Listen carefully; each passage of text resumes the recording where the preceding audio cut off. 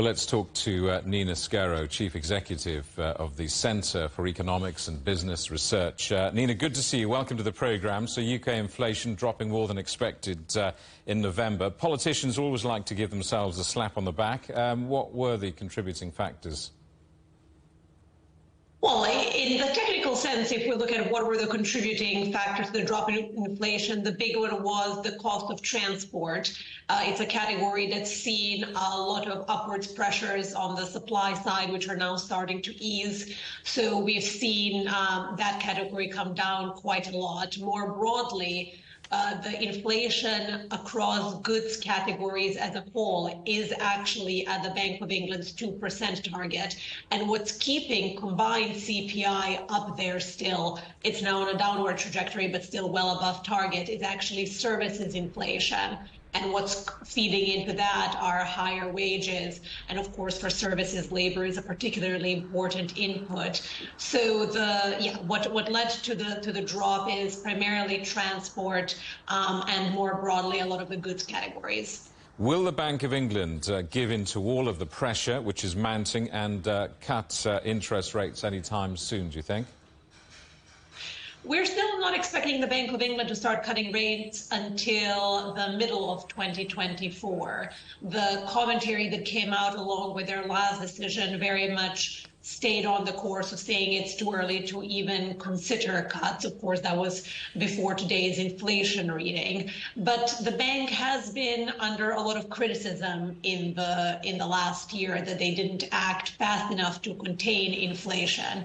And one particular point of criticism has been that they were overly dovish in their commentary, and that even as they were hiking interest rates, that those were what were called dovish hikes, in a sense that they hiked the rate, but weren't very firm on their wording that they would do everything necessary to contain inflation going forward. So they're clearly very keen to avoid that same criticism and are staying the course in terms of their commentary, saying they will not cut interest rates. Now, if you look at what markets expect, markets are expecting some very serious cuts in interest rates. And at Cebr, we're also expecting cuts in interest rates, but not starting until the middle of next year rather than immediately. So will the pain be over soon? Can British people now breathe a sigh of relief? Well, it's certainly clear that things are going in the right direction now. Can people breathe a sigh of relief? It depends on your interpretation. Inflation as a whole is still decently above target, if falling. And it's always important to keep in mind that a falling rate of inflation still means that things are, on general, getting more expensive. It's not a case of us seeing deflation overall, which would mean that prices are actually declining. And there is also a question whether how sustained this will be, because in January we're going to have the often change in prices in terms of the energy price, and we could very easily see that again pushing goods inflation upward again. So I would say it is a sigh of relief, but on the other hand, we're not out of the woods either. So given what you've just said, what is your outlook for the UK's economy long term? Well, in the next couple of years, we're expecting to see sort of weak but generally positive rates of growth. We are anticipating a mild recession for the final quarter of 2023 and the first quarter of 2024.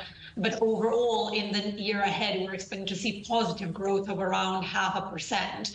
Now, on the one hand, that is a lot more positive than what a lot of people would have been expecting just a year ago, given the shock to energy prices, given the hikes to interest rates. So in that sense, it's a better place than we might have expected to be. On the other hand, it's also hard to be cheerful about annual rate of growth of 0.5 percentage point. So I think to sort of see growth rates higher than that, we would still be looking to some policy shifts and some fiscal changes as well. But I suppose it is a better place than we thought we might be in. Nina, good to talk to you. Thanks very much for coming on the programme. Nina Skero, Chief Executive of the Centre for Economics and Business Research.